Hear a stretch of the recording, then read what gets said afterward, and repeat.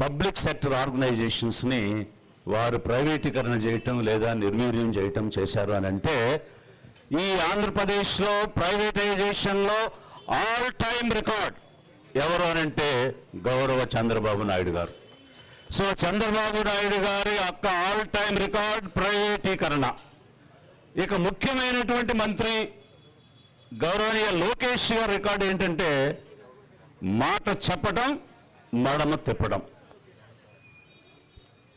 స్టూడెంట్స్తో, యూత్తో మాట్లాడుతున్నప్పుడు యువగళం పాదయాత్రని యూత్ కోసం గళం విప్పుతున్నానని చెప్పి పాదయాత్ర చేసి వారు మాట్లాడింది ఏమిటంటే ప్రతి సంవత్సరం జాబ్ క్యాలెండర్ ఇస్తాను. వాడు ప్రశ్నిస్తుంటే ఈరోజు యూట్యూబ్లో వీడియోస్ అన్నీ అందుబాటులో ఉన్నాయి, చూడండి.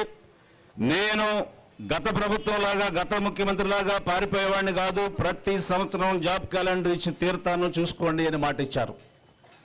మరి మెడికల్ కాలేజీలో 50% సెల్ఫ్ ఫైనాన్స్ కోర్సుల కోసం అని చెప్పి 108 జీవో ఇస్తే బజార్లో మెడికల్ సీట్లు పెట్టి అమ్ముకుంటున్నారు. ఈ ప్రభుత్వం తెలుగుదేశం పార్టీ అధికారంలోకి రాగానే ఆ జీవోని రద్దు చేసి నిరుపేదలకు మెడికల్ సీట్లు ఇస్తానని మీరు చెప్పినటువంటి మాటలు ఈరోజు వైరల్ అవుతున్నాయి. అంటే మీరు చెప్పిన మాటకు కూడా మీరు విలువరా? మీ మాటకే మీరు విలువలేనటువంటి వ్యక్తి, ఏ విధమైనటువంటి మనిషి మీరు? ఏ విధమైనటువంటి మానవతా విలువలు ఉన్నాయి mister Lokesh? You your self has uttered. మీకు మీరుగా చెప్పిన మాటని మీరు నిలబెట్టుకోలేకపోతే, మీ మాటకి మీరే గౌరవం లేకపోతే ప్రజలు ఏ విధంగా మిమ్మల్ని గౌరవిస్తారు?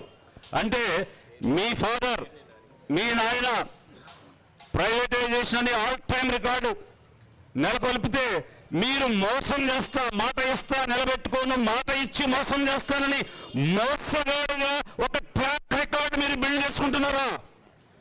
మీ ట్రాక్ రికార్డు మోసం చేయడమా? ఇచ్చిన మాటను తప్పడమా? 108 జీవో రద్దు చేస్తానన్నావు కదా, ఎందుకు రద్దు చేయలేదు? అన్ని సీట్లు పేదవారికి ఇస్తానన్నాను కదా, పార్టీ అధికారంలోకి వచ్చింది కదా, మరి ఎందుకు ఇవ్వలేదు? మాట ఎందుకు ఇచ్చావు? ఎవరు అడిగారు నీ మాట ఇవ్వమని? అసలు ఎవరు అడిగారు నిన్ను జీవో రద్దు చేయమని? నువ్వే యాత్ర చేశావు, నువ్వే మీటింగ్ పెట్టావు, నువ్వే రద్దు చేస్తానని చెప్పావు. మరి నువ్వు ఇచ్చిన మాట నువ్వే నిలబెట్టుకోలేకపోతే ఎవరు నిలబెట్టుకుంటారు? అడగనటువంటి హామీని ఇచ్చి హామీని నువ్వు నెరవేర్చలేకపోతే నువ్వు మోసగాడవా కాదా? ఎందుకు మీరు ప్రభుత్వంలో ఉన్నటువంటి సీట్లు అమ్ముకుంటున్నారని గత ప్రభుత్వాన్ని నిలదీసినటువంటి ఆ నోరు, ఆ దళం, నీ యువదళం ఈ రోజు ఎందుకు మోగబోయింది? ఈ రోజు ఎందుకు ఒక మోసగడంగా ఒక ట్రాక్ రికార్డ్ డెవలప్ చేసుకుంటున్నారు? తండ్రిని ప్రైవేటైజేషన్ ఆల్ టైమ్ రికార్డ్ అయితే మాట ఇచ్చి మాట తప్పడం, మోసం చేయటం కొడుకు ముఖ్యమైన మంత్రి లోకేష్ ట్రాక్ రికార్డుగా ఈ రోజు రాష్ట్రంలో కనిపిస్తుంది. ప్రజలారా అర్థం చేసుకోండి, ముఖ్యంగా పేద ప్రజలారా అర్థం చేసుకోండి. ఎందుకనంటే 8,000 కోట్ల రూపాయలతో 17 మెడికల్ కాలేజీలు, ఒక్కొక్క కాలేజీకి 500 చొప్పున 8,500 కోట్లు లాస్ట్ ఉన్నటువంటి గవర్నమెంట్ అలొకేట్ చేసింది. 2,000 కోట్ల పైనే ఖర్చు పెట్టింది. 6 మెడికల్ కాలేజీలు ప్రారంభం అయిపోయాయి. మిగిలినటువంటి మెడికల్ కాలేజీలకి కేవలం 6,000 కోట్లు ఇస్తే ఇవన్నీ కూడా ఆపరేషనలైజ్ అవుతాయి. మీ బడ్జెట్ ఎంత? 3 లక్షల కోట్లు. ఒక సంవత్సరానికి 3 లక్షల కోట్లు మీరు ఖర్చు పెడుతున్నారు అనేక కార్యక్రమాల మీద. మీరు ఇవ్వాల్సింది కేవలం 6,000 కోట్లు. ఒక సంవత్సరం 3,000, ఇంకొక సంవత్సరం 3,000 ఇస్తే అంటే ఈ రాష్ట్ర బడ్జెట్లో 3 లక్షల్లో 3,000 కేవలం 1% బడ్జెట్. మీరు ప్రాథమికమైనటువంటి హక్కు, సుప్రీంకోర్టు ఏం చెప్తుంది? ఆర్టికల్ 21 జీవించేటువంటి హక్కు, life and Liberty, right to life and Liberty. ఆ హక్కు, ఆరోగ్యం అనేటువంటిది ఆ హక్కులో ఇమిడి ఉందని చెప్తుంది. అంటే ఒక ఫండమెంటల్ రైట్ అనేటువంటి హెల్త్ కోసం మీ బడ్జెట్లో 1% మీరు కేటాయించలేకపోతున్నారనంటే ప్రజల మీద ఎంత శ్రద్ధ ఉంది, పేదల మీద ఎంత శ్రద్ధ ఉంది?